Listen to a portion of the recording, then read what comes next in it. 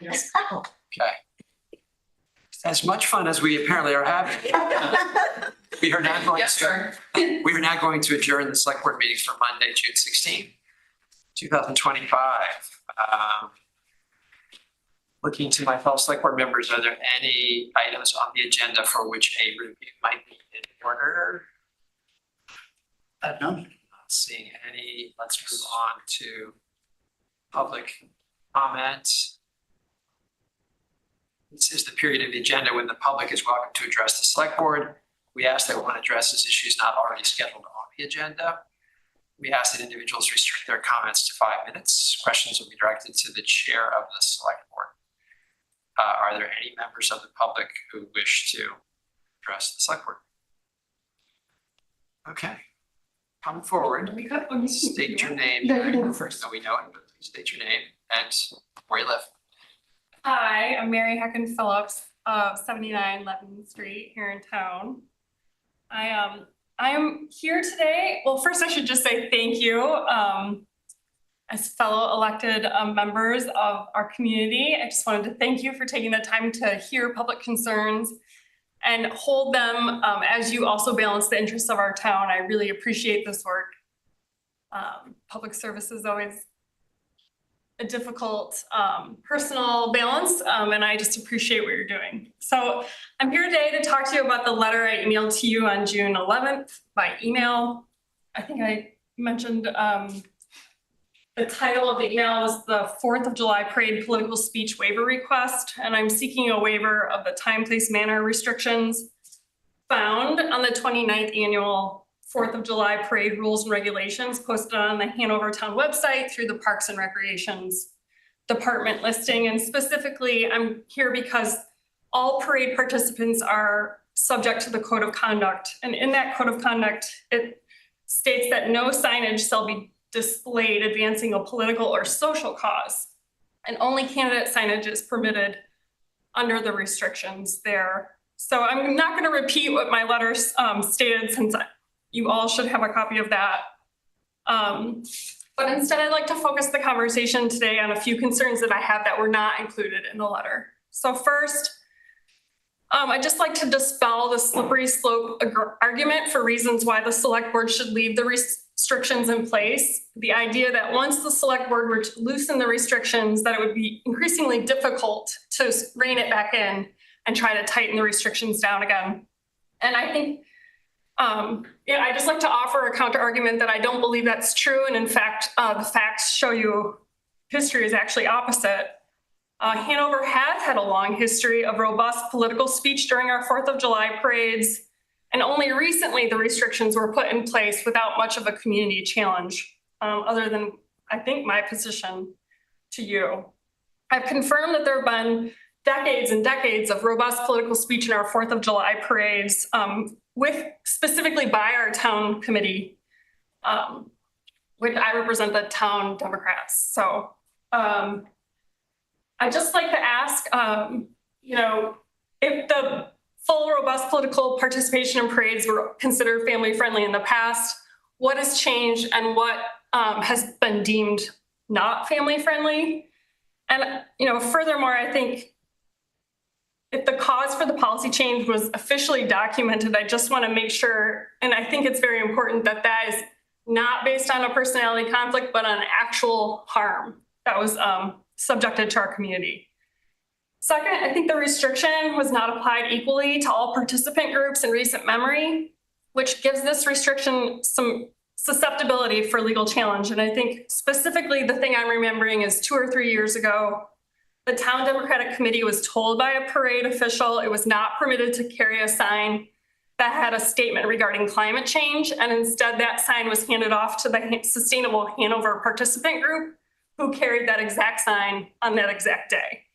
So here the restriction is not applied equally, and it doesn't pass muster because you can't give one group participating the opportunity to participate in political speech, but not another. So third, the rules and regulations state that the Dartmouth College regulations have no political activity or campaigning on the Dartmouth Green. However, when the town committee is only permitted signage that has candidate names on it and are simultaneously directed by physical cones and parade officials to exit the parade route onto the green, it sets up the town Democrats for being in violation of the rule simply by following orders and participating. So I think, in the past, our group has always been gathering for a brief photo at the end of the parade with our signs and then the Baker Library focused in the back. And the town committee has always been aware of the rule, has always informed its members of the rule, and has always encouraged people to either take their signage home or recycle it before they participate in like the after parade activities in the green. So I'd just like to note, this group photo is neither clearly political activity or campaign by its very nature, but the group has been repeatedly harassed off the green by parade officials. And it's just a difficult conflict, and I'd encourage the select board to investigate ways to try to resolve that before the next parade. Fourth, I wanted to draw your attention to the restrictions and that it doesn't prevent any member of the public from exercising their full political speech rights by standing at the side of the parade route and holding their own sign. In fact, that's an incentive to not officially participate in the parades. They can exercise their full freedom. So the most important point I want to make tonight is that I don't believe you can somehow sanitize the 4th of July parade so that it would be a non-political, family-friendly event. In fact, I don't know how you divorce the 4th of July from politics at all.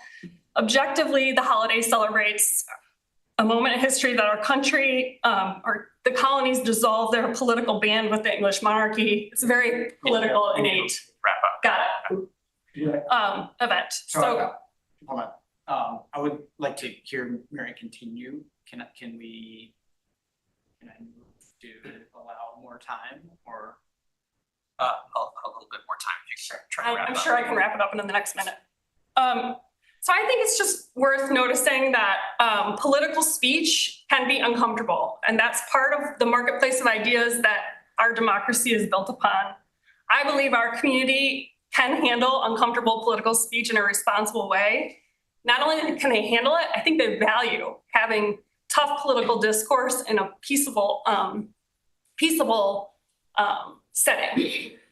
So I'll just say the urgency of my request as a final note has increased over the weekend. I'm sure you're aware that early Saturday morning, 2 Minnesota state representatives and their families were apparently murdered for what appears to be their political speech and public service. So this tragedy is really personal to me.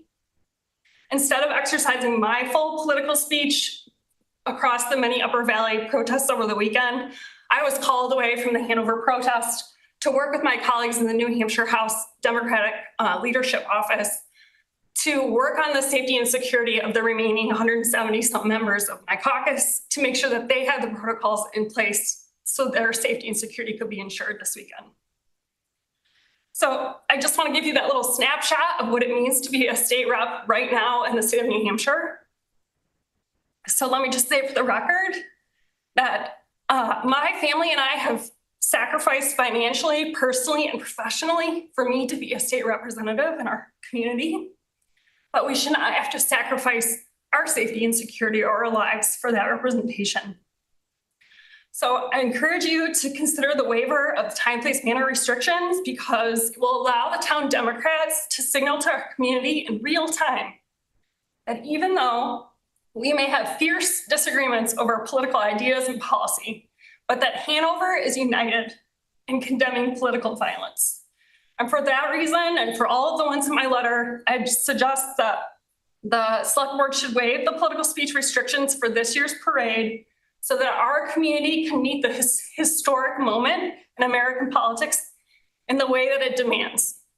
So thank you for your time and attention, and I'd be happy to answer any questions you have. Thank you, Mary. I appreciate those comments. Mary and I did meet on Friday, Saturday. Friday? Yes. Yes. Yes. Okay. Yes. And we did have some discussion. I know there's a little bit of a history here with Parks and Rec, et cetera. And I don't know that all. I think you alluded to some of the issues. One of the issues is we have an agreement with Dartmouth. Parade ends at the Dartmouth Green, and our use of Dartmouth Green is conditional on it not having any political elements. So that's one issue. And I know with respect to the photos, I think seems to be a solvable issue for you guys to have a photo, but maybe not on the green or to the side. There's got to be a place, town property, where you can snap a photo maybe before the parade. I don't know, but it seems like that's a solvable issue. With respect to the free speech issue, I think we are obviously very much in support of that. But I guess the slippery slope with Pandora's box issue, you had said, don't worry about it, it's not an issue. I guess I'm not dissuaded. I still feel like that is a significant issue. You might bring forward issues that many people in the community would salute. Others might bring forward issues that would not, and that might be provocative, right?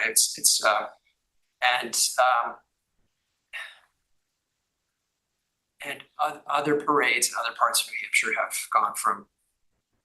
become very uncomfortable and not fun for families, et cetera. You can point to some examples. So the other is, and this is very much ripped out of the headlines, is sort of separation of military and politics. And we did have, I guess, an issue where a color guard did not want to participate because of political banners, because they felt like that was a conflation of military and politics that they did not think was appropriate. So that is also an issue that's very fundamental to our democracy, in addition to the First Amendment. So there's competing interests there. I don't think it's super clean as to, this is the right answer. So those are a few thoughts. If I could just respond to the color guard issue. It's my understanding that the color guard that has stepped in to help us is actually an organization that's not even from our direct community, it's outside our community. I find it a little worrisome that a community organization outside of our community can control the context of speech in our community based on their uncomfortableness with political speech. And I just would like to, name that for what it is. I think, as I said before, democracy is part of uncomfortable political speech. That is what our nation is founded upon. And I am uncomfortable as well with an outside group being able to control what discourse is permissible in our community. I just think it's worth noting that this community has allowed this full, robust political speech for decades and decades, and only recently it's been restrained. And I think it's worth acknowledging the full historical context before you make a decision. And I think that's also part of, we are at different times. These issues are much more contentious, can be. And we also have precedent with respect to Memorial Muster Day, where we did have a federal representative, and she was asked not to speak about politics. It was meant to be focused on the holiday. So we have precedent within Hanover for this on some other occasions.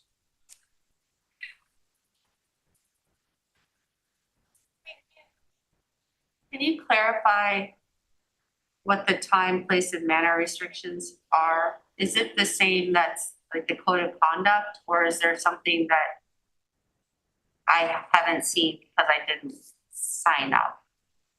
Well, Jenny, I think that is Part of my question. Yeah, thank you for the question. I think that's part of the concern, is that I'm not exactly sure where the policy derives from, other than it's on the Parks and Recs page. So I'm not familiar with how this community has determined through proper procedure to restrict the freedom of speech for this specific event. And when you restrict freedom of speech in law, that restriction is called time, place, and manner. If it's constitutional, it's like the way that you restrict the types of speech that takes place. Part of my concern is that I don't feel like that's been applied equally and inconsistent with like constitutional law in our state. And so I think it's worth noting, like, there is some liability window here, and I'm encouraging the select board to investigate whether or not they believe this policy, whether or not it has been documented officially, is really in our best interest as a town. And thank you for pointing out the inconsistent treatment. Obviously, that's something that we need to address. So, Rob, did you have any additional comments at this time? I don't. I was made aware of the policy. I know some of the history. I haven't been able to research it. I've been a little distracted. Yep. I can speak to John and dive into the history of the error, but the board has the ability to make a decision if they wish. Direct staff. And I did have the benefit of talking to John and Liz last week, so that was helpful in putting this in context. Yeah, so my concern basically echoes Mary's concern that it's not clear to me what the restrictions are. It's like if there were a group of criteria to participate in the parade that everyone had to meet, then I could understand that. If it's something that you're, deeming as political, it's really hard. I don't know where that line is drawn. I think the climate change one is a great example. And, I can think of things that I don't consider political that other people really do. Just because I have a different way of thinking about things than other people. So I don't know. I had the same concerns last year about this. I thought, I guess we addressed them on Allen Street, but not here. So, And I thought that the same kind of, concerns that were raised about Allen Street apply to this as well. so there is a 4th of July parade rules and regulations from Hanover Parks and Rec. So it's got a code of conduct and it's got subsections on agendas and protests and proper language, inappropriate attire, distribution of materials, and then it's got specific. So there is a document. Yeah, I read that document and it left me with a lot of questions about what was allowed and what wasn't allowed and who was allowed to say what. I've witnessed similar shuffling around of signs. So, which is concerning because you can't allow certain people to say things and not other people to say. That's what you're doing. You're going for 20 minutes when you've had me arrested 3 times for exceeding 5 minutes. So David, the select board has chosen to engage on this topic. Yes, I know, and you allowed me to be silenced for 8 years while my family was abused. While my Jewish wife was put in a concentration camp. None of you even had a question for me. But you're gonna talk to her for 20 minutes after you had me arrested 3 times? Just like to say that I appreciate your consideration of my concerns. I know that there are other people here who would like to have some time to speak on the topic as well, if you're interested in having more dialogue. All right, thank you. Deb, did you also want to speak? Yes, I did. Okay. My name's Deb Nelson and I live here in Hanover and I chair the Hanover Limetown Democrats. And I've organized and participated in this parade for probably 25 years. And I'm the one who had the climate change sign that I was told I couldn't carry. And I gave it to Sustainable Hanover and it was fine for them to carry it. I was the person, probably when you talk about personality conflicts, who took issue with the fact that we were told we couldn't carry signs when we had carried them in the past. And I completely understand concern. I do, I really do. And I appreciate all you do. And I appreciate everything elected officials do. I am not suggesting for a minute that we carry a sign that denigrates the president, that refers to him as a puppet or a clown or a taco. But this is the 4th of July parade. It's not the 16th of June or the 22nd of November. It's the 4th of July parade for a reason that Mary already specifically addressed. The rules in the rec department were really spelled out to address one participant in the parade, which is our committee. We don't have an election happening, so we can't carry any signs for people. No one's running. But we can carry signs about our democracy. We can carry signs on the 4th of July, which honors Independence Day, that quote from the Declaration of Independence, that say, we hold these truths to be self-evident, that all men, bracket, and women are created equal. Really? What's the problem with that? We can carry signs that say governments are instituted deriving that they're just powers from the consent of the governed. And we can cite that source. I'm fine with you being afraid. I am not fine with us being denied the right to free speech. We could stand all along the sidewalk on the 4th of July, as we do every Friday up on the corners by the green, holding whatever sign we want to. But we can't walk in the parade as residents of this town, affirming the rule of law, affirming the rights of those who've been arrested, affirming what every legal organization is working to ensure for citizens of this country. And I would like to suggest to the select board that that's an unfortunate decision. Is that my time? Now you have 2 minutes left. Oh, okay. So I don't know if you have any questions. I completely appreciate all you're doing, but I think that waiving this rule that went into effect against our committee because I got annoyed is really not where we should be as a democracy. So thank you. Thank you, Deb.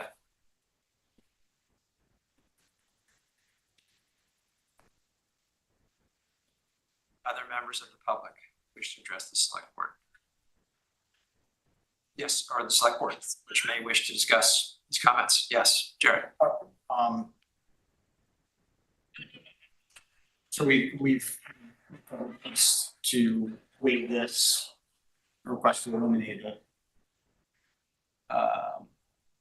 We don't have very much time. I believe we have one more select board meeting now and then. Is that correct? No. So we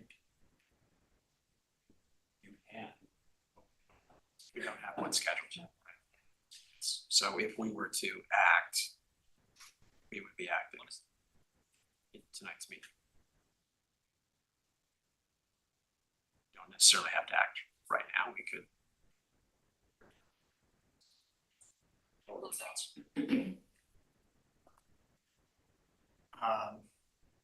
I think we should have a real discussion about among those.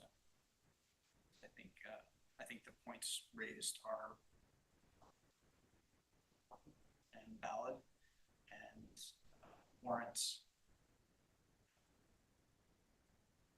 us making a decision on it. Okay. We need to make it right now. We can bring that up later, but would you like to have a discussion right now? It's up to you. I am neutral on whether it should be now or later. Okay. Jenny, would you like to discuss this further now? I think we should discuss it further. Seems to make sense to discuss it when the people interested in discussing it are here. Right. Okay. What are your respective thoughts? You've heard a little bit of my thoughts. But May I offer one suggestion? Yep. Can we get through the public comment period and then have that discussion? Right. Yes. Okay. Yeah. All right. Let's come back to this. All right. Other members of the public who wish to address the select board this time on other topics. David.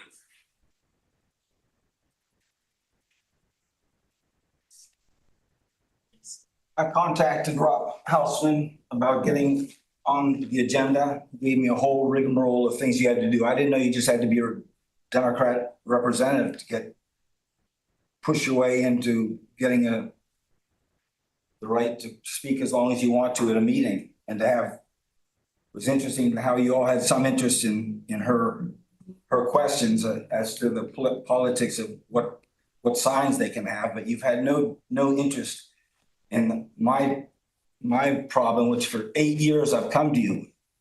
I spent 25 years in the military. I'm a retired veteran. And I swore an oath to defend the Constitution from all enemies, foreign and domestic. Now, I know this town and this college have polluted our water in violation of the Clean Water Act and falsely imprisoned my family in violation of the Constitution. None of you have any interest in it. Not one of you in the 8 years I've been coming here about this has asked me a question.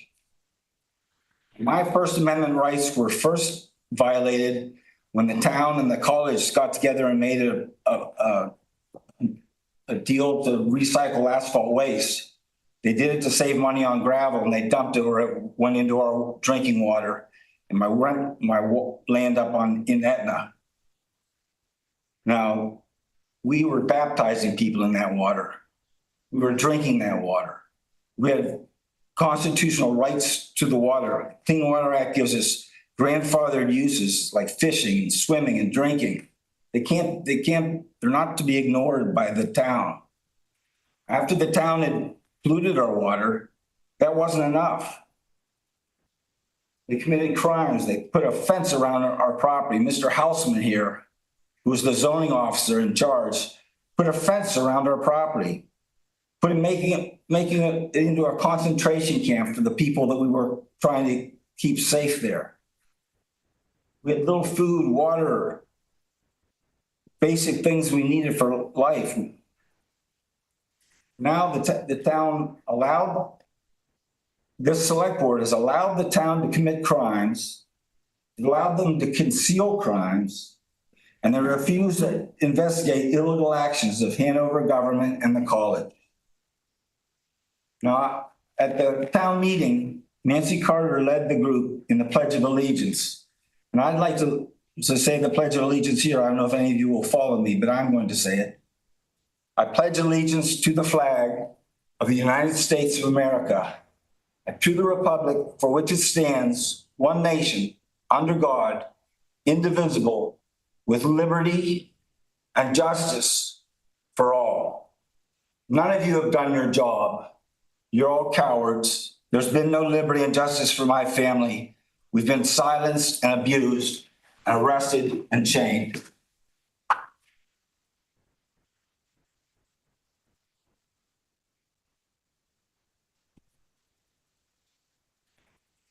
Other members of the public might wish to address the select board. Now's your moment. Dina, you need to, if you wouldn't mind coming up and. Actually, I just want to say I'm here for the rates and fees. Okay, all right, thank you. All right, anyone else? No, okay. So let's, do have a public hearing, but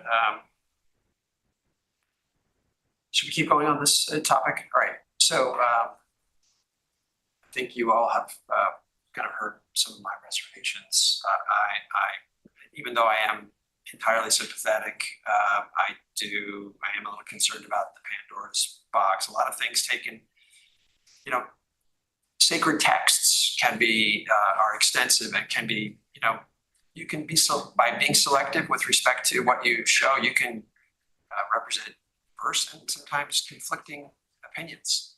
So, I disagree with you. well, okay, I'm talking sacred text. I'm not talking, but I do think that context matters, and by emphasizing certain things that are very tangential to news topics, you're making certain statements. It's the 4th of July. I hear you. I hear you. I know, this isn't supposed to be a conversation. I apologize. Yes, yes, it is the 4th of July. And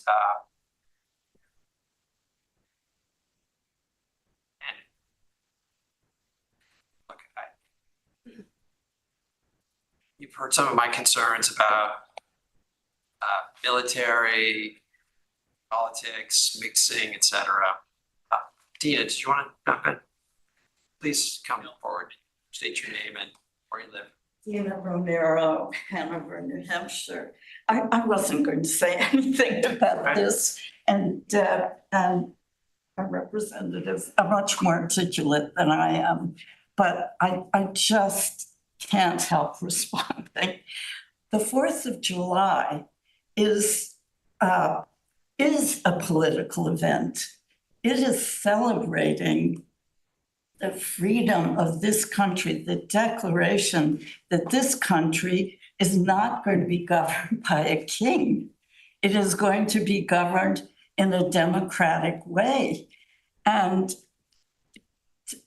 if you're saying, and I'm not sure, so my hearing issue, that we can't have a sign that quotes from the Declaration of Independence, and I hope I'm not misquoting you, then we are in big trouble, big trouble. To me, that smacks of what the federal government is doing by saying that we can't teach about racism in our schools, that we can't teach about historical facts. I would be very concerned if we couldn't have a sign that has lines from the Declaration of Independence. And if we can't do that and acknowledge, as Deb said so well, what this holiday is about and how it came into being, then we shouldn't have a parade and we shouldn't celebrate it. I'm sorry, but I feel very strongly in support of what the previous two speakers said, and I hope you will find your way to be in support as well. Thank you for letting me have some airtime.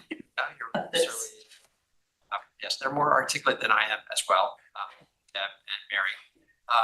So no, I was not suggesting, I'm all for the Declaration of Independence. I'm not a monarchist, just for the record. So that's not where I was coming from, but I'm going to defer to my fellow select board members with their views. So I don't think this is an easy thing, right? I think this is complicated. I certainly hear what our guests have, the concerns that our guests have raised, and empathize with that.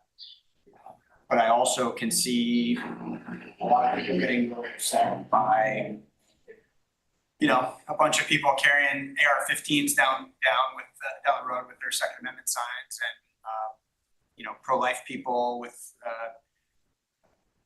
blood spattered on their whatever, talking about pro-choice people killing people, or Free Palestine activists that join our parade. A lot of members of our community becoming really upset by those things. And so is the parade a representation of the town of Hanover and our values as, celebrating our independence from the monarchy and all the things that make this country great? Or is it an opportunity for Americans to exercise their right for free speech? I tend to think, I don't really like the rules, the code of conduct that we have. I think it's a bit arbitrary by saying you can campaign for a political, somebody running for office, but you cannot campaign for a cause.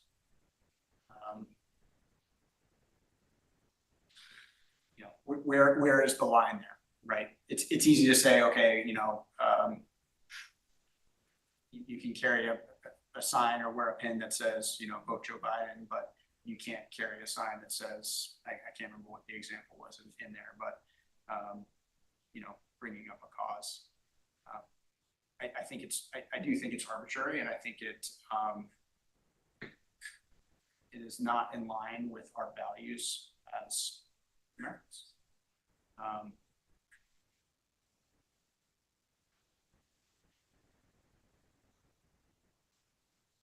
Yeah, I don't know what else I can add. I think our guests here have done, or our speakers here have done a great job of representing the other side of the argument.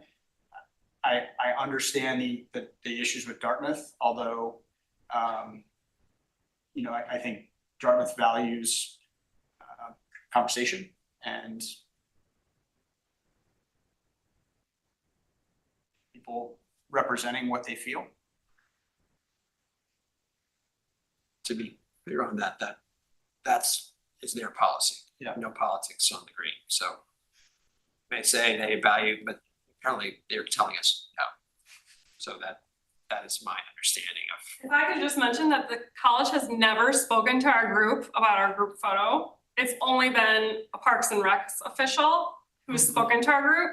So it's not even the college's presentation of harm. They have never acknowledged harm for our group, from our group, as far as I'm aware. So I just think that's an important distinction as well, to really understand where the harm is coming from. And we've assembled for that photo,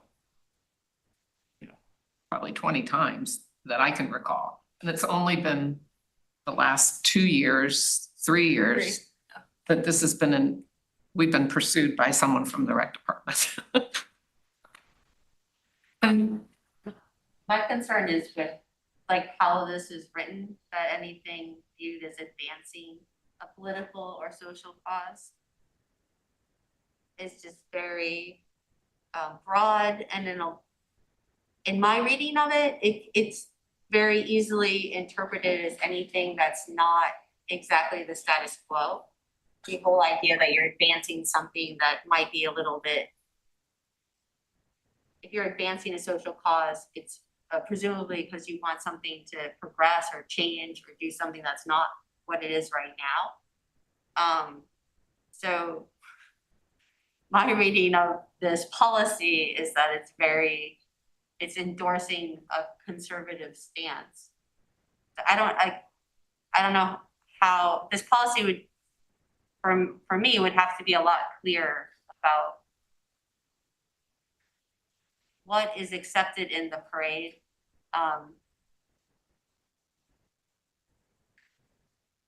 And not be taking a stance in its own policy, if that makes any sense. Additionally, I think it's interesting that that the attorneys that were consulted for this were pretty clear in saying that if this were a, what did they use? They use the term sweet summertime or something like that. If this was the sweet summertime parade, then it would be much. The rec department could require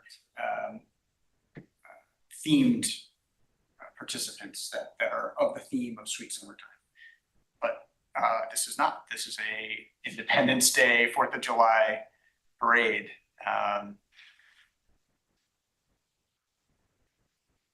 And I just don't think we should be in the business of limiting free speech. So we are 3 of 5 members sitting up here. So I'd like this to be a more fulsome, but I also understand that July 4th is around the corner. I can't imagine that on the 4th of July that excerpts from the Declaration of Independence, which is dated July 4th, that to me seems totally fine. I'm not even sure you can characterize that as a political that's celebrating 4th of July, which is what it is. So I mean, if that was your intention, to have a sign with excerpts of the 4th of the Declaration of Independence, I can't imagine that would be an issue. It's the 4th of July parade. So I don't know if that satisfies, but It's a step in the right direction. I will say this policy change happened without any public hearing. None of us were told about it. And there may have been a public, like, select board meeting. I think or it was a adopted, there was. but I mean, technically, there probably I was. believe it was a select board meeting. Okay, but given that it specifically calls out the Hanover Democrats, it would have been nice to alert us that you were having the conversation. There's never been, in all the years I've been here, a Republican group marching in the parade, which I would welcome. I would welcome somebody carrying a sign attesting to their Second Amendment rights. That they're fully entitled to do that. I understand about bloody babies and things. I understand that, but I think you're either for free speech or you're not. The gray area is in allowing some free speech and not others. And that's what I have a problem with. And I'll take the Declaration of Independence. And I would add Emma Lazarus, give me your tired, your poor, your huddled masses yearning to breathe free. We have a lot of documents about our past that are wonderful, that are not about Donald Trump. Understood. Thank you. Understood. Okay. And I appreciate the challenge of making a decision with only 3 people here. Yes. Are we all okay with that? I don't recall there being a meeting about it, but we met about Allen Street. And Mary came when I was away in Baltimore. But I was on the phone, so I got to hear your testimony. So Carrie, are you saying that we should reconvene before the 4th as a full board? I'm suggesting that if they have signs excerpting from the Declaration of Independence, I think that would be fine at a 4th of July. I can't imagine that Parks and Rec would say no Declaration of Independence. I mean, the devil might be in the details. So if it's marked up with imagery, I mean, it's It will not have anything about Donald Trump because I promise we will behave. We will cite documents. I'm a retired American history teacher. I know how to do citations. So just in the interest of, why don't you, rather than have any surprises the morning of, the quicker you can get that sort of past Parks and Rec, the better. That would be my, just so there's no disappointment on the day of. Oh, so you're asking me to go negotiate with the head of Parks and Rec? No, I'm not. It's just if you have an idea, because this is kind of. I'm gonna come to Rob. Okay. I'm not gonna go. That's I was gonna say Yes. that might not be the best course of No. smoothing. Yes, I okay, think fine. if I'm understanding correctly, Mary and Deb would like the select board to weigh in and not necessarily just Parks and Rec deciding what our policy is for the town of Hanover 4th of July. Yeah, I mean, So they are as a lawyer, coordinating. They're I think it's a little coordinating. worrisome. The town should not be policing the content of speech. I think that's the concern from your perspective you should be considering is like, does the town want to be in the position of regulating political speech?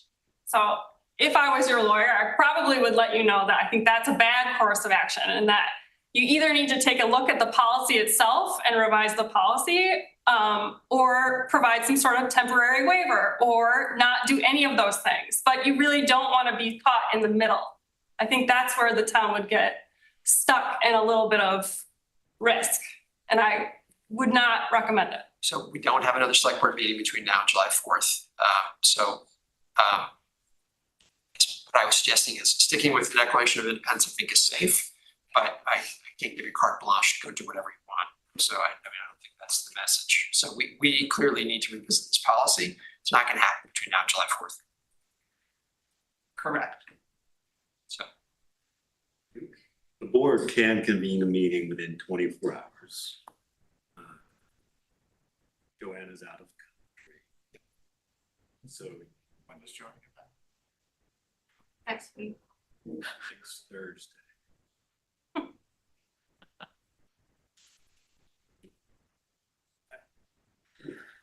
I would like to have John watch this exchange. Okay. And me and Liz and I will meet. And I'll also do some research on what took place at the select board level whether there was formal approval of the policy. Yeah, I don't really remember that, but I know it's a conversation. But it seemed like maybe there was an email exchange. I'm not sure, but I'm going through that right now and I'm seeing some inconsistencies in what I understood to be the case. The policy as posted online was done on the 30th of May, 2024. The last correspondence from our attorney was May 24th.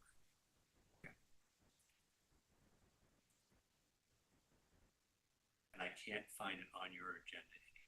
yeah, I don't, right, okay, all right. So, stay tuned, I guess is the answer. We'll get back to you. Carly, did you want to add something? So Carly Osmus, Yes. I guess I would remind you in this conversation that ordinances, if they are to be adopted, and it sort of seems like this would need to be an ordinance, not just something that was done administratively. It would have needed to have not been discussed once, but twice, and posted, you know, an extra time in advance. So I think that there's a question of whether or not this is even a legitimately posted policy that was kind of put together administratively. So, I mean, that's the other thing that I think that is, you know, members of our elected body that are responsible for keeping us in a good place legally. If it doesn't have any weight to it, how can you enforce it? Right, and so right now it's just rules and regs as part of the form for participating in the parade. It's not an ordinance. But I'm saying that I think that something like that would almost need to be in order for it to be enforceable. And certainly, I mean, if you remember, the school board annually adopts the parent-student handbook, which is, we sort of had this discussion of big P and little p. And little p was everything that the administration thought was needed to be put in there. And, you know, the select board has never done that either. So I would just say that, you know, as somebody who's pretty familiar with your agendas for quite a number of years and everything that's online and how you've adopted things and how you're supposed to adopt things, I don't think that this has gotten over the hurdle of something that's enforceable. So to enforce something that's not enforceable is not a good position to be in. See, I totally get what you're saying, but I think by saying that any policy or whatever that any department underneath us puts out has to be reviewed by the select board is, like, I don't think we need that level of oversight. And I think it's bad to have that level of micromanagement. You know, this is a Parks and Rec event. It would be like us saying that we have to review, you know, the rules of every softball game, you know, or whatever that Parks and Rec hosts or manages. And, you know, same with the policies for, you know, our public works department or whatever. We entrust those departments and those department heads to create their own policies. If something rises to our level where, you know, it's, you know, we're questioning legality and what have you, sure, I think we should have an opinion on it, but I don't think, you know, I think this is an example of something that was created by a department head and we empower those people to do those things. And, you know, if it's something that isn't in line with what the other select board members or what the select board as a body feels, then we should discuss it. Well, and again, the analogy would be, I guess, the legal advice that the school board gets annually, that and I'm sure as a parent, you've gone through the parent-student handbook or at least seen it and know that it gets into quite a bit of detail and know the school board does not go back to the principal and say, why do you do this instead of that? Because that sort of micromanaging is not appropriate. But it is appropriate for the for the buck to stop somewhere. And for the, even if the statement that you're making is that as the select board, we trust our administrators. You know, it's just something that the school board does annually, and it's done at legal advice. I would say that you might also want to consider if there is something that, again, the town could be sued over, denying somebody's freedom of speech, et cetera. That's a very different thing than, you know, what time baseball games are supposed to start by for fourth graders or whatever. It's a very different thing. I guess I would just also say that there was the suggestion to have a temporary waiving of this, you know, which, given that you do not have the full complement of select board members, might also be appropriate, but I'm just, again, thinking that you need to act in the best interest of the town from a legal perspective. And I think there's many things here that that are questionable. Thank you, Craig. All right. So Mary and Deb, we will come back to you. Welcome to stay for the rest of the meeting if you like. Yeah. With due respect. Yes. So, okay. All right. Thank you. Thank you. Thank you. So let's turn now to a public hearing, the review and approval of fiscal year 26 rates and fees. This was the second part of our discussion from 2 weeks ago. And turn it over to Bob and Ellen. So I think we have it on the agenda twice by an error. So we can either skip, keep it at number 4, open the public hearing for that. Since Dina is here specifically, I don't know if Yeah, Kari's. I'm here for deers. You're here for deer. Okay. Well, we can jump right into the rates and fee schedule. Sure. Sure. Absolutely. So, yeah, all right. So Come back to we deer. have posted this, board posted this public hearing. We presented the rates and fees as submitted last meeting with the understanding that there was an ask for us to consider additional changes. I've directed parking specifically to do some homework and bring back some rate changes appropriate for your September program. Parks planning is also performed a deep dive into the regulatory, their rate structure, and we'll present that at the same time. It was just too much without the proper notice to bring it forward and meet our obligation of posting.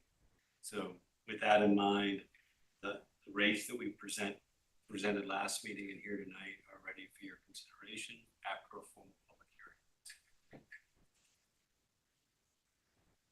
Okay.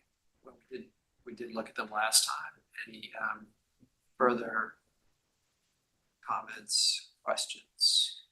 We do need to open a public hearing. Yes. Okay. Yes. Okay. All right. We do need to open. We need to open a public meeting. So we are moving into public meeting. Just open the public hearing. All right. Public hearing is open. Okay. All right. Questions, comments? Yes. Dina? Yes, please.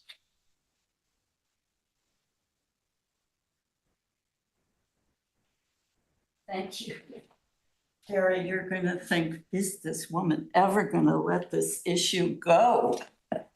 I'm here again because of my experience with the system for finding someone who parks in a handicapped spot. To be very clear, it wasn't me. It was someone who was ill, who was driving a rental car, who didn't have her handicap sticker, and who died not long after this happened. I decided to go, I went on ChatGPT and asked, what do other New Hampshire towns do in terms of fining for parking in a handicapped spot? And I learned that the RSA says the minimum payment is $250 plus a penalty assessment. 20% of the fine goes to the municipality. I was particularly interested in what other communities were doing in terms of the late payment, because Hanover charges $500, and then if late payment, it goes up to $1,000, which is a lot of money. So if ChatGTP is reliable, it said that Portsmouth, the first payment is $250. Late payment is $250 plus $300. Dover, it's $250, goes up to $270 after 10 days. I'm not reading my own notes correctly. And after 14 days, I think it goes to court and there's a fine of $300. Durham, $100 for the first offense. There was nothing listed for the second offense. Goffstown, $250, escalating to court involvement if unpaid after 36 hours. Allenstown, I don't know how they get away with this. I don't even know where Allentown is, $20. And Marlborough, $310, nothing listed if it's not paid for on time. So I'm not going to suggest that you change the $500 because I know you want to get the message out that it's a big no-no to park in the handicapped spot. But escalating to $1,000, given that, you know, a real person got caught in the midst of all of this, I think $1,000 is really pushing it. So that's my plea. Thank you, Tina. I don't know if you need to ask me any questions or. Do we have, Ellen, is that part of the schedule? It is, it's the parking, it's the third page, or the second page of the parking. On the bottom. Parking, and it's $500 for the first offense. And previous Chief Dennis actually said he thought $500 was a lot. I'm not going to argue with you about the $500, but it's the penalty fee.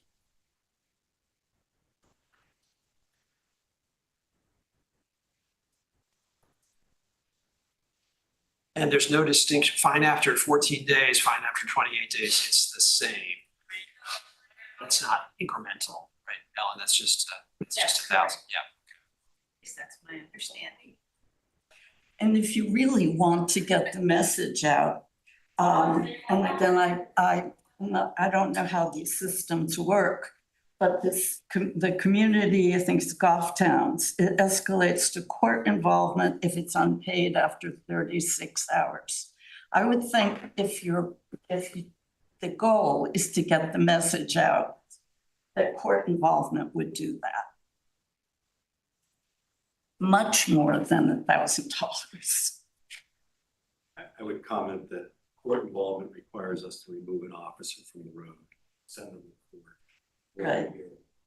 And it's costly to the taxpayers. I do understand that. I kind of expected that.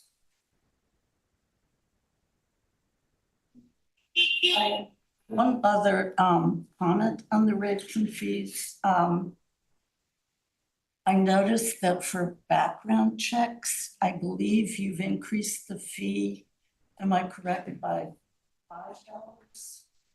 It's $25 and it's $30. I'm sorry, I didn't check that before I left home.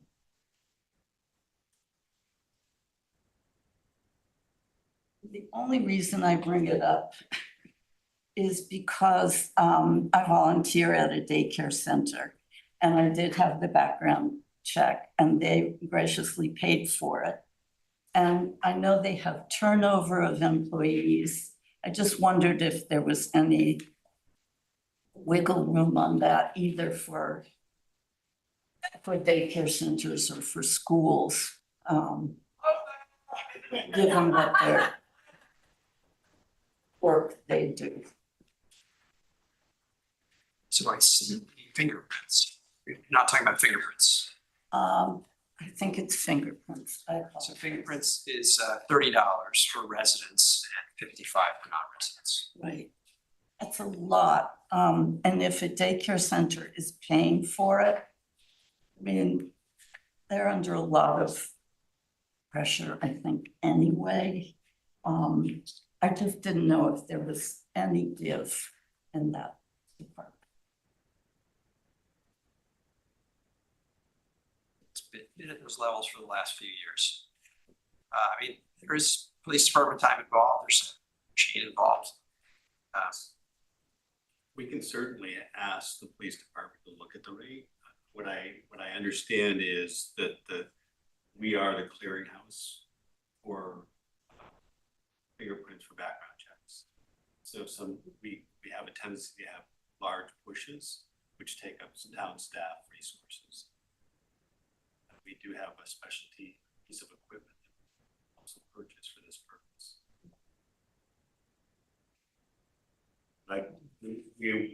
My expectation is that we're bringing back at least 2 changes to the rates and fees this fall.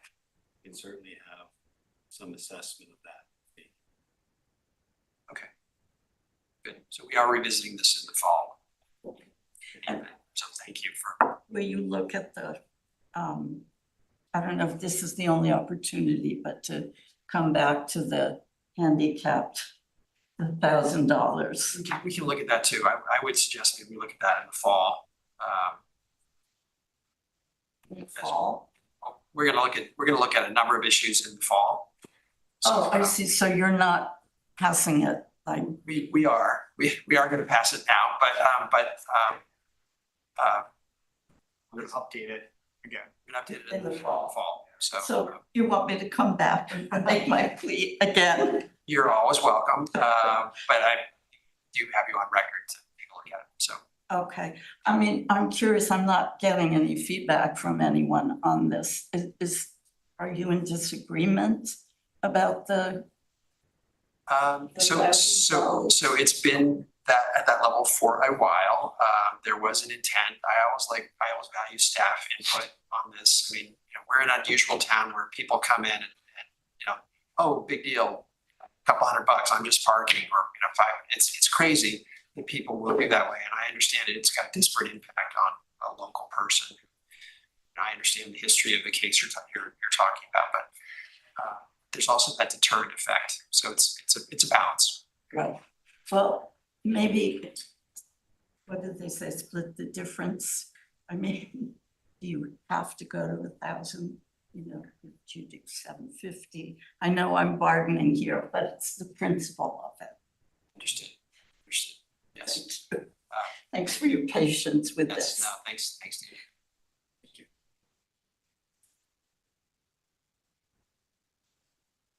How many questions or rates, please? Yeah, so I just want to clarify what we're doing in the fall. So, yeah. I've asked parking to look specifically at broader parking structure to see what we can offer to address the concerns raised at the last select board meeting. I do acknowledge that Crosby's coming offline, Thompson may come offline. Parking garage itself may have come offline partially and fully as part of the renovation. And all of those things need to be thought through as we go through this exercise. So I didn't feel it was appropriate to try to push a solution without a deep understanding of how that impacts. In addition, parklet rates and fees or fees and handicap park surcharge after the initial fee. So the idea is we'll get, and thank them very much for this analysis. We'll get their analysis on the usage and the capacity as they see it, and come up with something that we can consider and change or not change in September before anything's sort of baked into the budget. Correct. And then if there's greater analysis and study, we'll take that up after next town meeting. Well, if the parking study comes back and it warrants more proactive response, we'll present that to the select board in a timely fashion. And you can go through this exercise at any point in the year. You know, we are expecting legislative change that will impact, for example, ambulance rates, significant change. And we plan to present that once that's in place. We are looking at the contract language before we sign new contracts, to make sure we have that flexibility. So we're not stuck with the rates and fee as established. So, and then one thing and I know,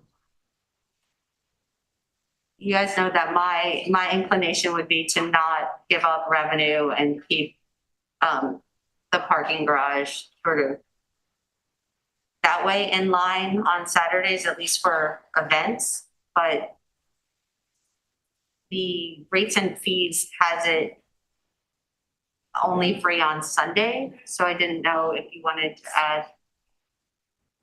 I think it's really important that we make sure that when other entities are collecting fees, that we're also collecting fees, both for the revenue and to ensure that we have some parking available.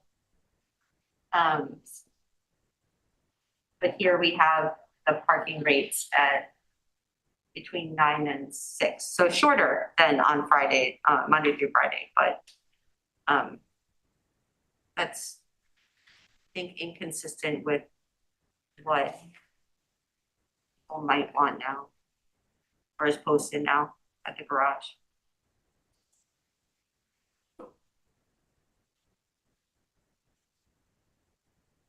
Make sure that's part. That's Saturday, in September. Yeah. We can do that.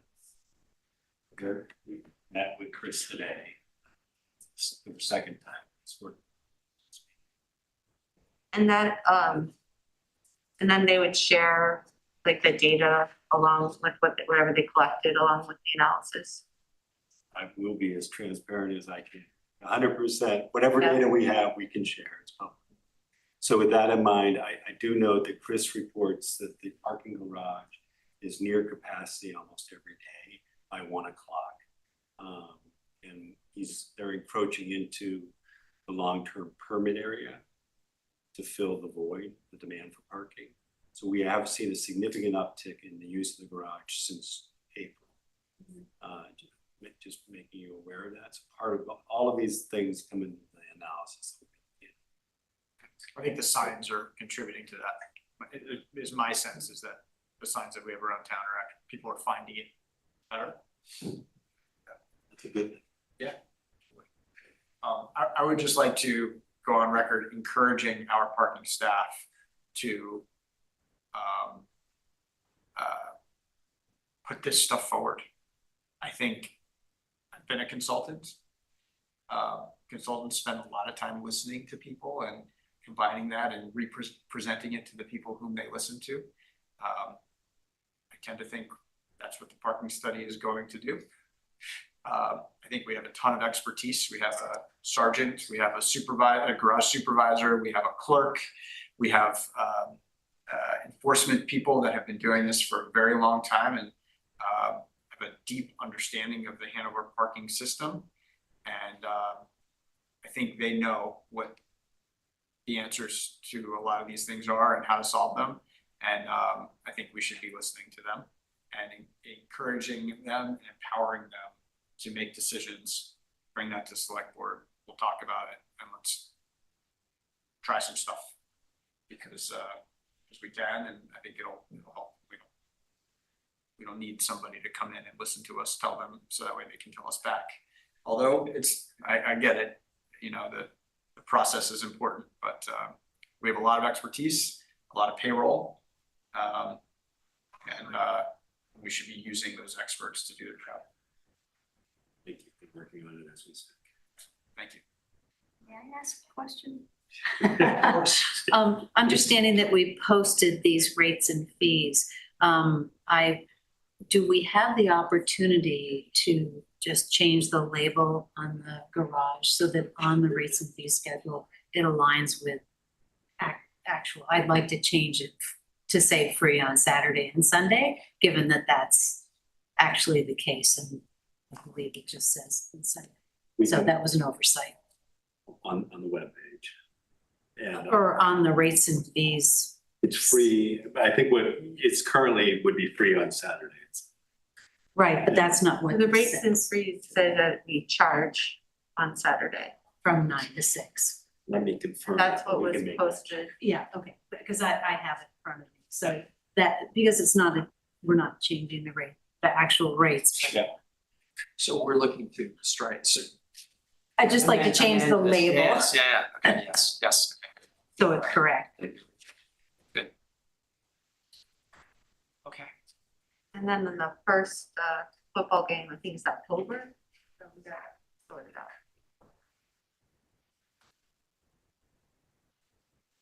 Right, so you, But yeah, I do question, part of the analysis should look at that Saturday as well and what that revenue loss is. Because we never looked at that. And to have an understanding of what that was, to have an understanding of what the revenue change was when we go from you know, a 2-3 hour lot to a 10-hour lot, what happened there. That would all be really useful information as well.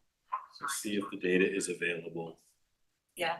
And my understanding is that some of that data is not available, because I have spoken to them, but Also on that, I think part of the argument was it would improve business in the town by having it free on Saturdays. Yeah, did you guys collect any data on that?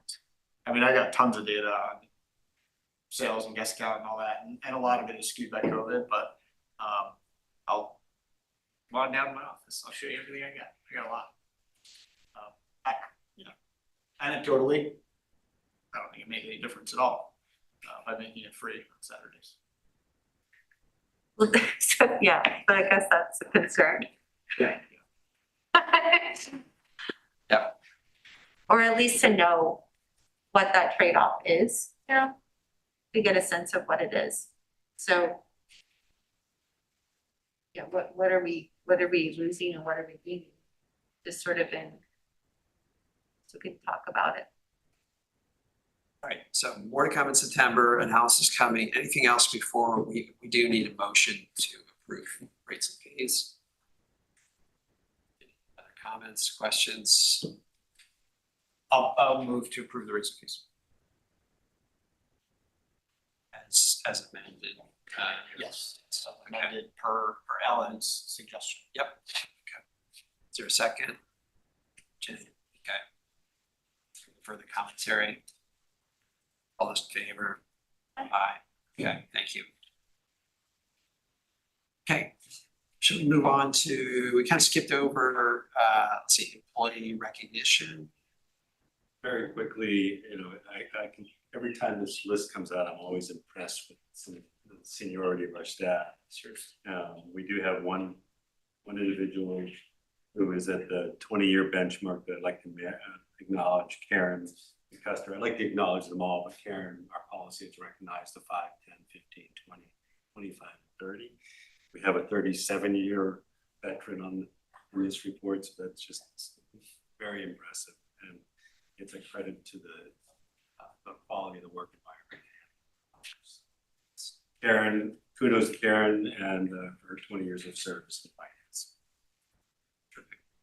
Great, thank you. So I know we have someone here for deer management. We also have the organizational meeting, but why don't we take deer management and thank you, Rob. I think you some language in here. Do you want to walk us through where we are on this? Sure. So as I noted in my last select board packet memo, the town of Hanover files its permit on the 16th of June, today. After the last select board meeting, I had staff reach out to Fish and Game, was not satisfied with the clear response. Subsequently reached out to Fish and Game directly, was informed that the full rules apply to any expansion of the district. My understanding is that every property owner that's included in the hunt area needs to give us written permission, that it must be shown on a map, and we must document the impact of deer, be it deer browse, impact on biodiversity, tick population on the parcels being requested. The map is generated by Dartmouth College. That's a burden on Dartmouth that I was not prepared to make, that ask to make. I don't have the data required for, I don't have the signatures, and I don't have the parcel-based data or the area-based data that I believe Fish and Game requires by their rules. The rules are in your packet for your background. And there wasn't time to get this done. Applications not received by July 1 are not acted on. That's why we do what we do. There's no grace period. And we understand that this is important. My guidance to the biodiversity team is to talk to the Conservation Commission. They have an annual operating budget and stewardship funds for very specific properties. They could do this detailed analysis. It would assist us in making the application a solid application. So listening to you, it sounds like studies have to be made, maps have to be made, property owners have to be notified. It's no small undertaking. And we're the only municipality in New Hampshire that does this. Yes, Yeah. I was under the impression by the presentation that was made that Fish and Game is okay with this ask, and all we had to do is amend our application. That was not the message I got from Fish and Game. Got it. And I spoke with the people, the biodiversity team was speaking. This is a bigger project, and I guess there's a question when we would get to it. It sounds like it's a substantial.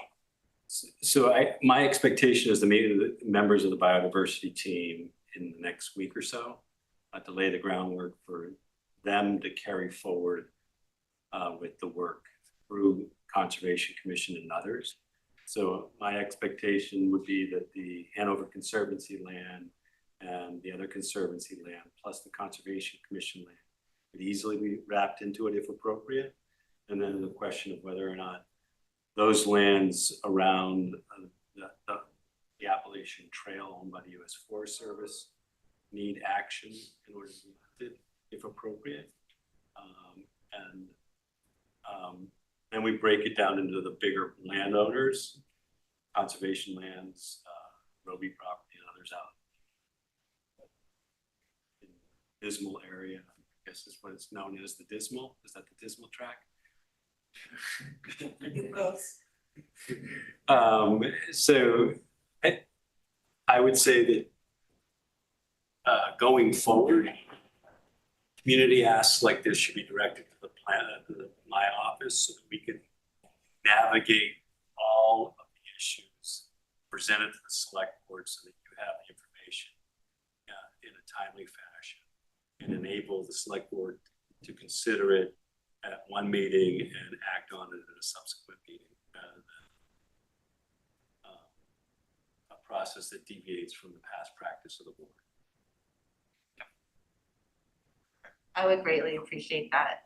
I also really like it when, I know when people come and present, sometimes they put some materials together you can read ahead of time so you know what the context is and can do some, self-educating prior, and that would be helpful as well.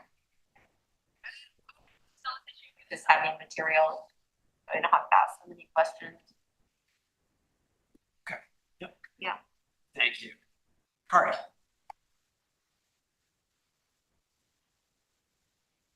Kari Asmus, Raider Etna. Every time I come, I try to say it a little differently. So, I have to say, I'm running on pretty low on gas and I have a big day tomorrow, so I sort of thought it'd be better if I wrote things down than just speaking. So I sort of apologize. That can sometimes be sort of awkward. You know, one of the questions here is how to fund the update of the DMAP areas. And I wanted to comment on the funding mechanism put out by our town manager in an email response of last week.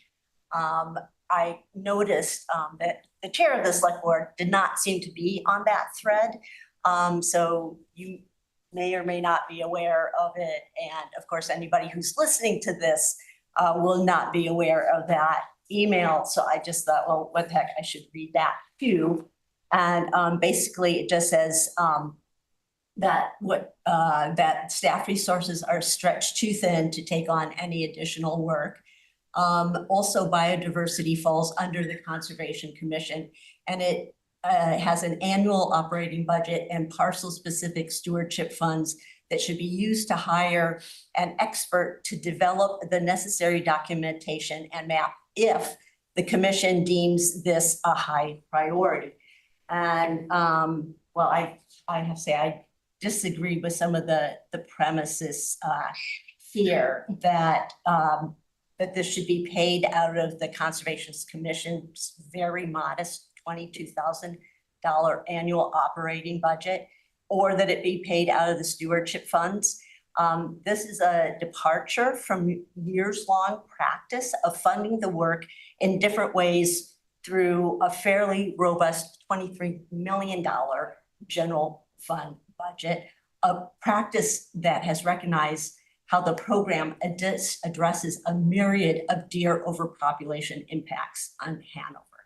It is true that the deer team has focused on deer browse through their very generous volunteer effort, but that's because of the criteria set primarily by New Hampshire Fish and Game, not because disease and car strikes were not a concern. And I have to say, last time I was here, I spoke a lot about ticks, as you may remember. I didn't mention car strikes, but living in a part of Hanover Center Road, which has very poor sight distances, I know numerous people who have hit deer. Sometimes it was not, you know, it was fender bender. Other times it was pretty significant.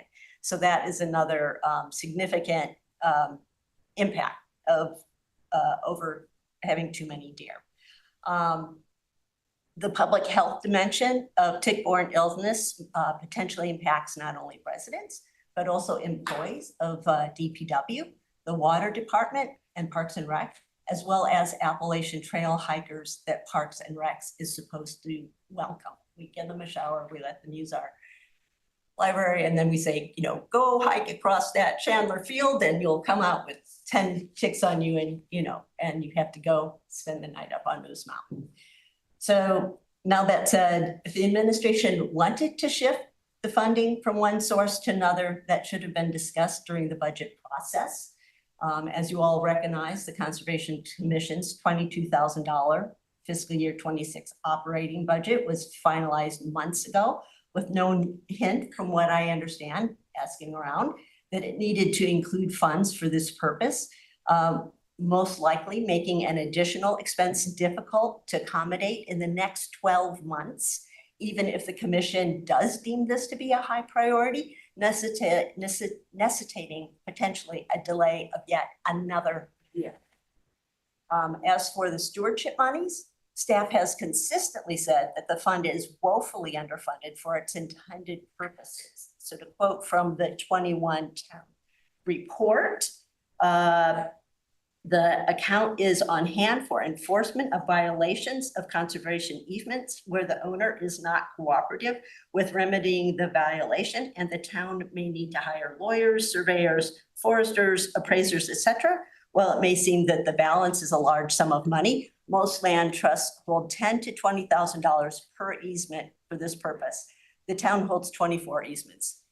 There is no way that the stewardship funds are sufficient for what should be there. And now to be saying we can drain some of that money for what is essentially a public health issue, I don't feel is appropriate. And I think you may know from now that I am also always looking at how is the best way to pay for things.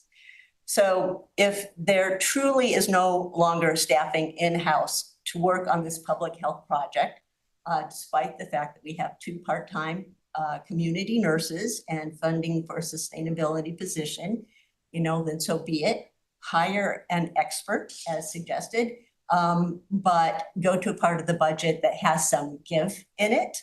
For example, the planning department has a line for consultants. Originally, it was thought that some of that money in the coming year would be needed for South Main Street and West Wheelock.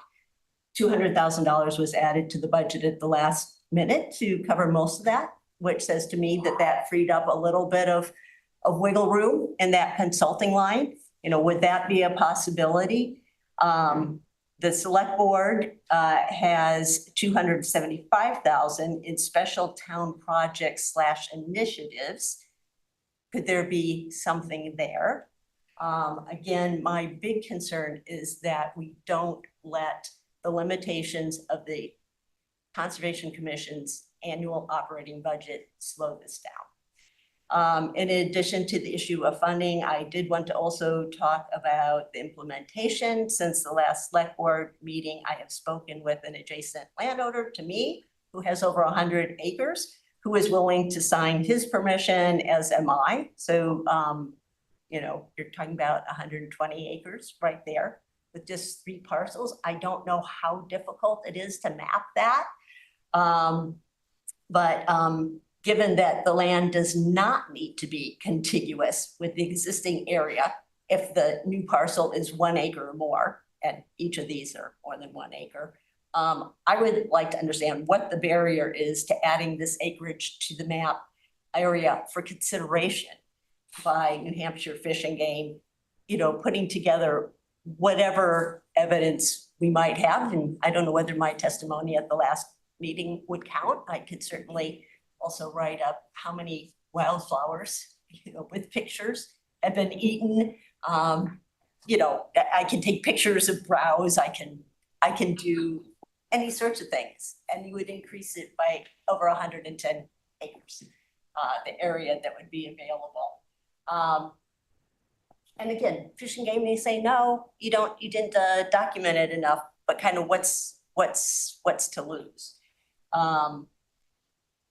I would also like to know an answer. There was a question in the email that was responded to that asked whether or not the DARE team could count on the town to enroll town-owned land in the program. And perhaps I wasn't sure whether I quite got that answer from the town manager's report. But is there an answer to that question? I felt that was one that deserved an answer. I think Bob did mention it. Would town-owned land be enrolled? I think what we're talking about is an ask of the stewards, if we're talking about conserved lands that follow the Conservation Commission, they may have parcels they don't. I know that the select board purposely excluded a parcel or 2 in the area. I think it's the Hudson Farm specifically. So again, I think our practice is present the facts and the data, the select board at one meeting, allow them to discuss it, and then act on it at the second meeting. I don't have the bandwidth to do any more than what we've done for this year. I will be taking some time off shortly, and my staff. So let's explain how the months of May and June are impacted by the town's use it or lose it vacation policy. Well, And so, Corey, I thank you for the suggestions on funding, and also I mentioned a couple of parcels. I don't want to get into, you know, this parcel, that parcel. I mean, you know, this becomes like crazy making. We can't do this at the select board. This needs to be properly done. And it seems to me it should be for the town, not for an individual owner, or two. So I guess I would look to my left as someone who's involved in this, but I think it probably deserves proper procedural. Yeah. I mean, we need mapping, which we have to ask from Dartmouth, and it's an ask. They put staff on it. We need to notify all the property owners. We need to conduct studies. It's just not going to happen like that. No, and I agree that that is the ideal. But when, again, there's sort of a harm that is ongoing, that sometimes you have to settle for less than ideal. And if you have a quick, I mean, I don't know what the total acreage is that's currently in this program. But again, if you have to have a minimum of 640 for the program. And right here are two landowners that together about 120 acres. Boom, I bet you've increased the footprint of this project significantly. And given that the town, hasn't seen fit to use its resources to do any outreach, but, because I read the agendas, I happen to learn about it. This whole issue is, 2 weeks new to me. So I have never had conversations about deer management previously, so this is all new to me. Yeah. So, yeah, and I mean, I do know that it's been going on for a long time, and I did go to a meeting that was aimed at downtown people, and I'm not a downtown person, but I went anyway. And I would, it was very well attended at the Howe Library, and people were very concerned about their gardens. And I'm talking about people's health, and the fact that my neighbors have two little girls that don't really get to play outdoors. You move to the country and you can't let your kids play outdoors because of ticks. And the other neighbor let their kids did, and the young teen didn't notice, the engorged tick on his back until his sister saw it. And it is an incredible, development over a really relatively short time. And again, if you're an epidemiologist, it's a numbers game.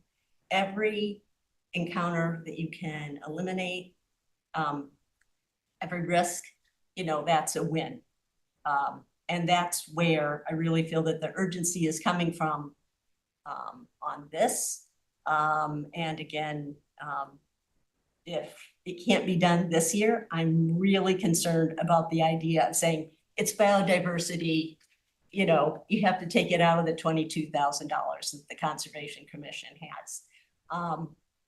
That's really not realistic. And if that's what you wanted to do, that needed to be discussed during the budget session, the season. Because you're basically saying that you're, as a town, not prioritizing this for the coming year. again, new to me on the select board, but I hear your concerns. Well, I'm yeah.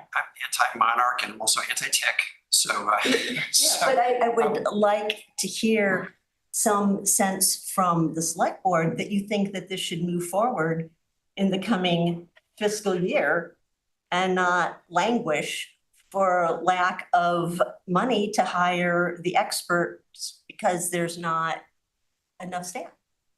So what I think I'd like to hear as a select board member is from staff, what's involved, what's the expense, what are the resources we have to deploy against this, what's the timing, and how does it fit into competing priorities? So those are all things that I'd like to know. What would be other competing priorities? What would be other competing priorities? Their current jobs. I don't mean to be so blunt, but they all have full-time jobs. But we were just talking about hiring an expert.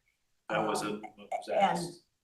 That might be an option, so. well, that's what was in the email, what was, What was presented by the chair was what he was asking of staff. So he could the board could evaluate what options would be best to pursue to address this, as I understood his ask. I apologize for interrupting, but I think the appropriate approach would be to make allow staff to make a presentation or a write-up of what the response is, and then look at what our options are. and as long as it's not a decision then that I'm reading in this email from the town manager that says that the money needs to come from the Conservation Commission or the stewardship funds that are underfunded. It sounds like a decision in this email. And so if you're saying this isn't a decision, that is a step forward. What I'm saying is it's a conversation and that we need to have, and with staff input, we will take a look at ways forward. I think it's important to put the email in context. It was a response to Barbara, not Roy, who was urging us to move forward with speed. And I didn't want her to read the select board report, and I offered a way to move forward. All right, thank you, Kari. Yeah.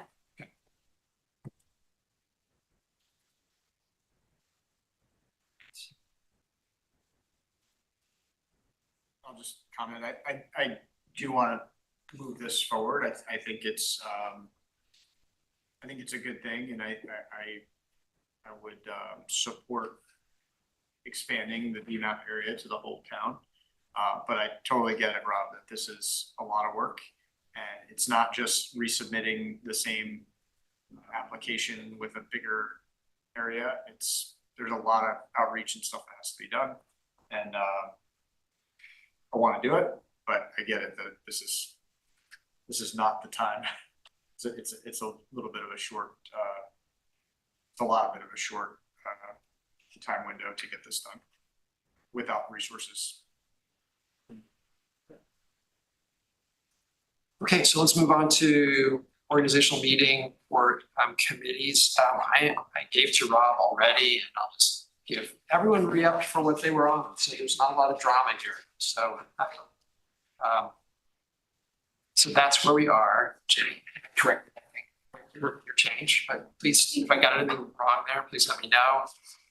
Unless there's any further comment on that, I'd like to move on to the hybrid meeting overview. Sure. Thank you. Okay, Rob, you've got a policy and a recommendation. Yes, so I mean, I'm recommending we use webinar. The town does have an account. We use it for planning board and zoning board specifically. It does require some staff attention. We can test it to see how it goes in a general meeting. We should be prepared to have resources available to manage the process on meetings that would potentially generate large public participation online, so that the town manager can stay focused on the meeting content and not necessarily administration of Zoom. We can easily test this at our next meeting if that's something the board's inclined to move forward with, and then have a discussion as to what our options are to use staff resources or a stipend or a part-time employee manager. That's my recommendation. Okay. Terrific. You guys on board with testing at the next meeting? Sure. I don't think we have to commit forever. If it works, it works. But I guess we're going to adopt the policy that's more significant, but it'll evolve, I'm sure. Sure. My approach is truly to make sure is to ensure we comply with 91A. So there will be no chat, there will be no whiteboard, there will be only presenters and attendees. Attendees will need to be recognized to go through the process of being able to communicate. And the reason for this is that under 91A, everyone needs to be treated equally. So if someone's on the phone and doesn't have access to chat, base phone, regular dial-up, they would not be having equal access to the meeting information. And this is something that we need to be cognizant of as we move forward. I think we can test it. We can float a screen at the start of every meeting saying this is a pilot, and we're going to process will mature, and as we move forward, we'll figure out the structure completely. I'm sorry, go ahead, Jim. Do you have a question? I was just gonna say, I think it works really well for the planning board.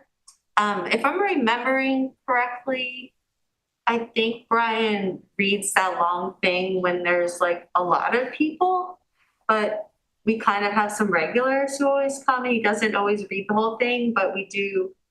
He was recognizing the people on Zoom with the help of staff. The staff would, because it was a webinar format. It works. I thought it worked really well. Planning board has 2 staff members. Yeah. And when I was present at the meetings as the planning director, both of us were on Zoom monitoring the hand raise, and the senior planner was responsible for managing it, but we both had an eye on it. And I was often the one presenting what was beyond the screen so everyone could see both online and in the public. Zoning board is not staffed with 2 people, but staff's role is a little bit more limited in that the board functions like a jury, and staff does not give input or guidance beyond the memo. See. The zoning board though also used a webinar format They do. for They do, but so you have a staff Yeah. member who has the ability to run it, but isn't necessarily fully active in the meeting like. Okay, gotcha. Thanks for clarifying. Well, I would be happy to manage it. I think I know you're probably a lot more, you have a lot more experience in doing this, but I also think that you're involved in the select board meetings and your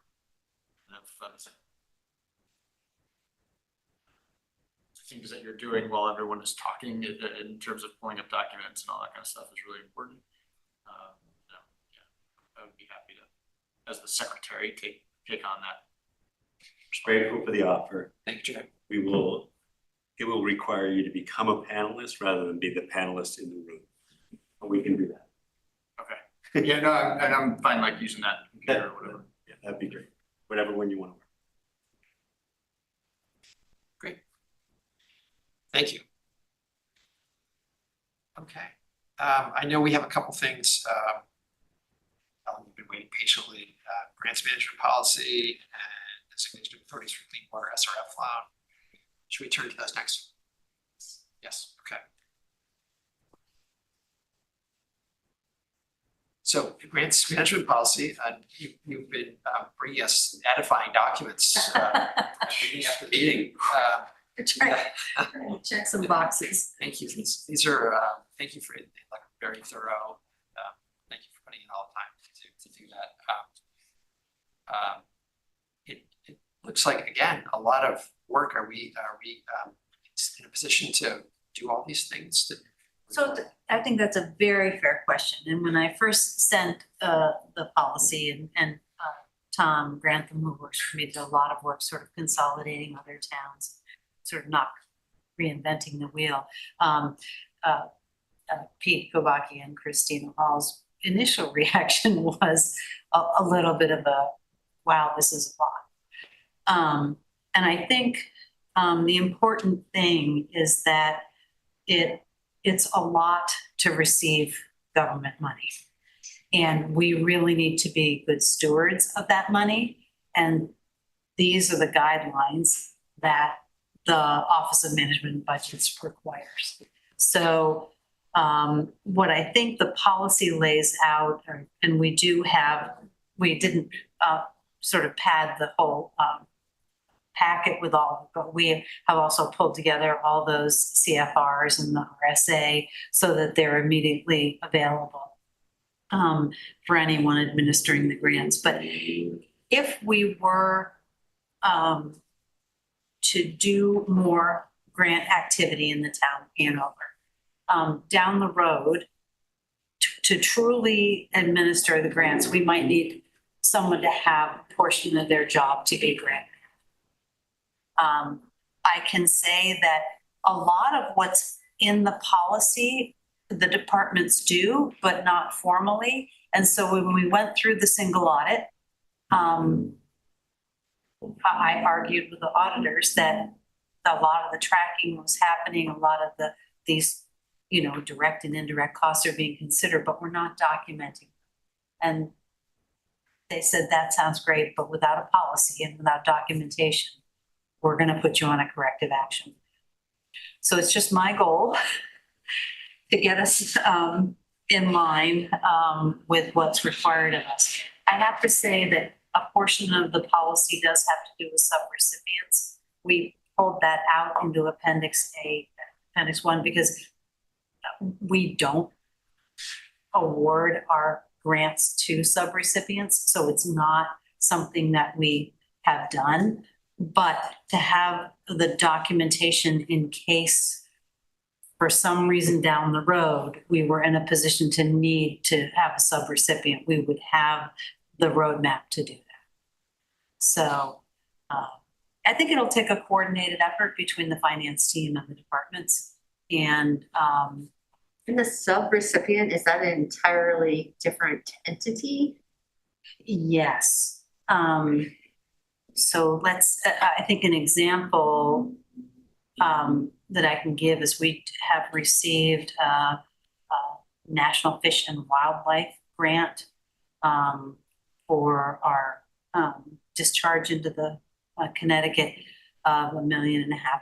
We are the subrecipient to the National Fish and Wildlife, because those funds came to them from the federal government, and then they're being passed to us as a subrecipient. So we are spending the funds. So that's where, I guess I don't have a breadth of experience. I can't think of a time when the town would actually turn over federal grant funds to. I was thinking about the raise grant. We almost applied in conjunction with Lebanon.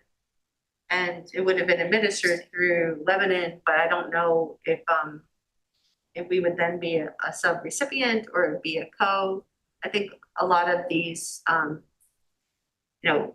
transportation links between towns and cities may fall in that, but I don't know.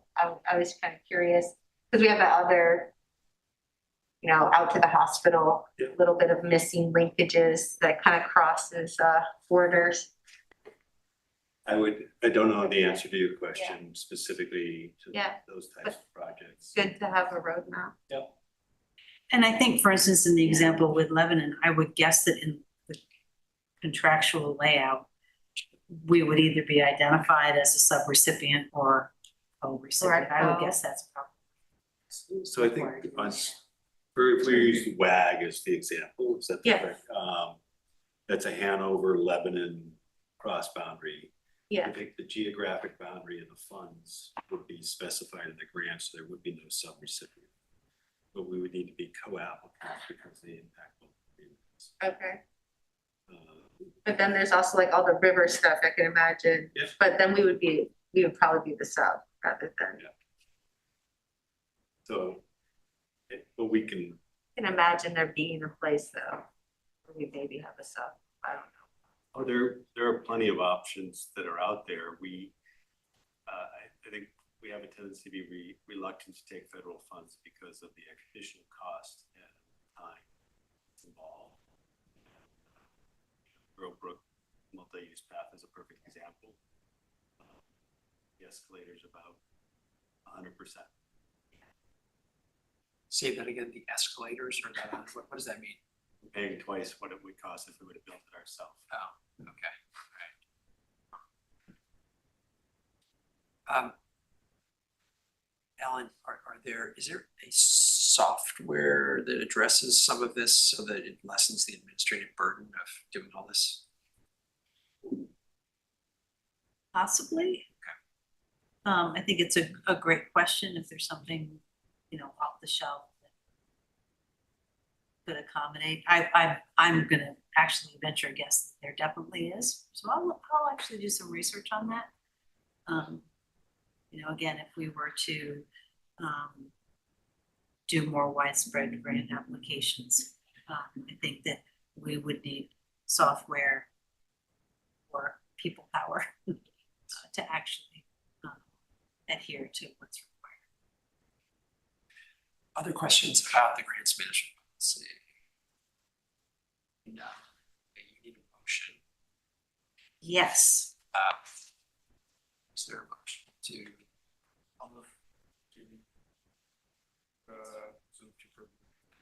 Yes, I will move to approve the grants management policy. Yeah. Second. Second. All right. Further discussion? No, all those in favor? Aye. Thank you, Ellen. Thank you. On to the approval designation of authorities for clean water SRF loan.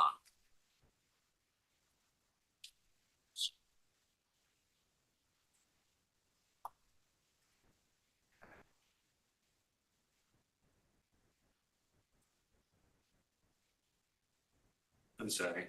On the SRF. Right, it's okay. Yeah, so on page 2 of our memo, my memo to the board gives you an explanation.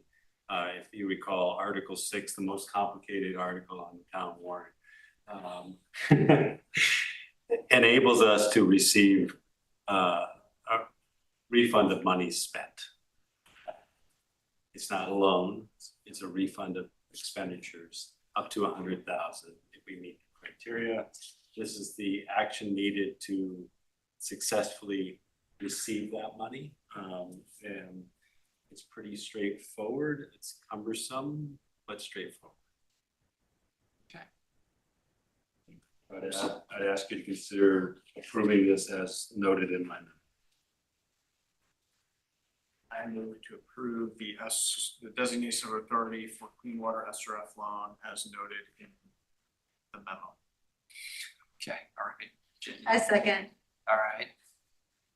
Questions, comments? Okay, all those in favor? Aye. Aye. That is approved unanimously. All right, so we'll keep going with business grounded action, select board minutes. June 2nd, select board minutes.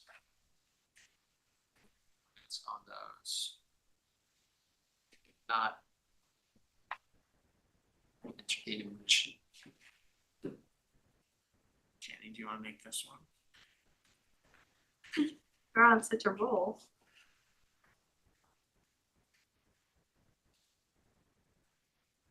I'll move to accept the minutes. For the June 2nd. June 2nd, yeah. Select board meeting. I will second. Unless there's further, let's call the item. All those in favor? Aye. Okay, thank you. Okay, 1 to 2 by consent, donations to the Etna Library, $75 given by the Hanover Garden Club, $100 given by Jerry and Pat Balcom. Donation of a 1994 Volvo 850 by Mary Zimmerman for training purposes. Those are the donations. And then there's an application for the raffle permit. So we can do this by consent. Your thanks for those donors. Thank you. Thank you. Okay, and a motion. I'll move to approve the consent agenda as presented. All right. Jenny, Second. second. That's unanimous. Thank you very much. Through with action. Select board reports.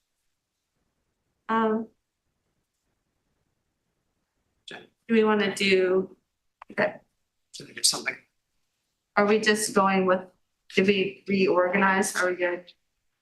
So Or we- everyone re-upped on their existing candidates. So it was very I simple. just didn't know if we passed that or that was it. We didn't actually do, okay, Rob, do we need Are we good? to vote on that?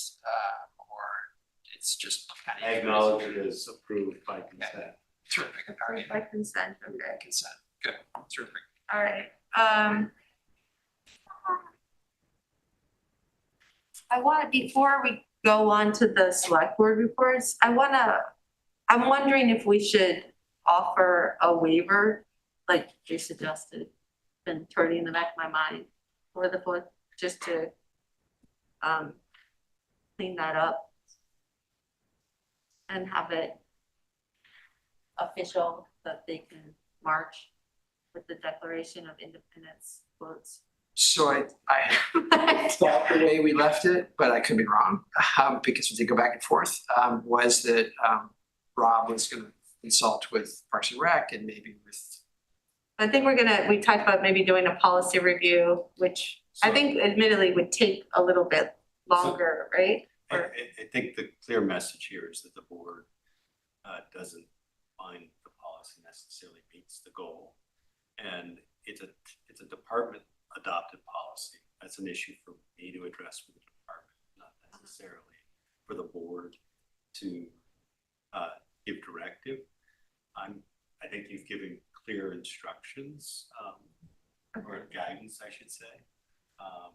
So I've emailed John already asking for a phone conversation. He's out of the office until the 19th. I will speak with Liz tomorrow. Right, great. So I just wanted, to circle back on that, but, okay. Hanover Bike Walk. I've announced this before. Our committee just met and they really want to make sure everybody knows. I know the town sent out a message on May 13th. But if you want to help shape the future of transportation in Hanover, the time is now. The town of Hanover is creating a vision to improve transportation options for everyone, whether you're walking, biking, driving, or taking transit. We want to make it easier, safer, and more comfortable for people of all ages and abilities to get around town. Your input is essential. So tell us how you get around Hanover and how we can make transit and mobility work better for you. And your feedback will help us shape the future of transportation in our community. So that message is out there. It went out to everyone from the town of Hanover, and there is a survey up that you can take the survey and have your voice heard, and it's right on the front page of the website. So the other thing that came out of the Cone Bikeway was very successful. We got a lot of positive feedback.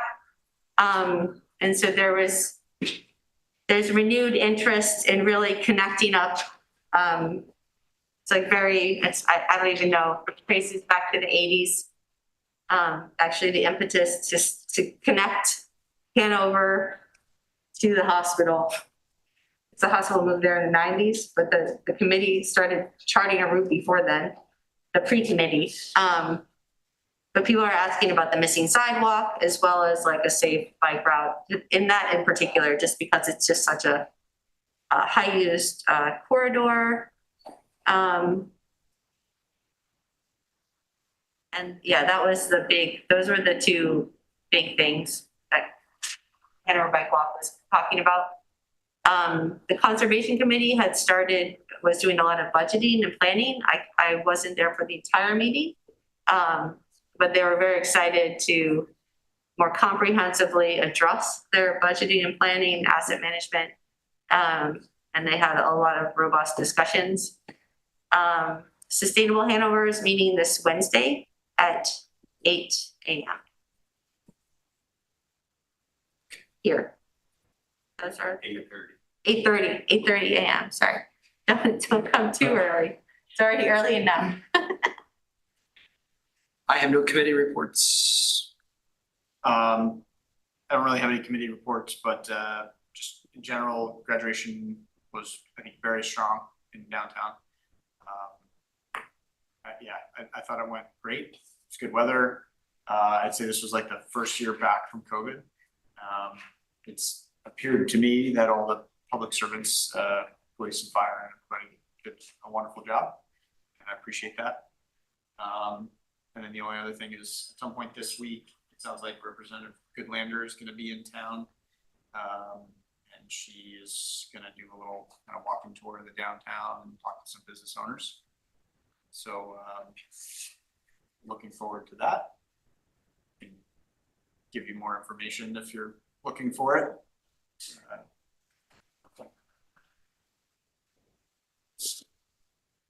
Concludes the committee reports. Do we have need for a non-public, Ralph? I don't have a need. Okay, either do I. So we just need a motion to adjourn. So moved. Jenny, second. All right, all those in favor? All right, that's unanimous. We are done. Thank you, Nick. Thank you. 9 on the dot.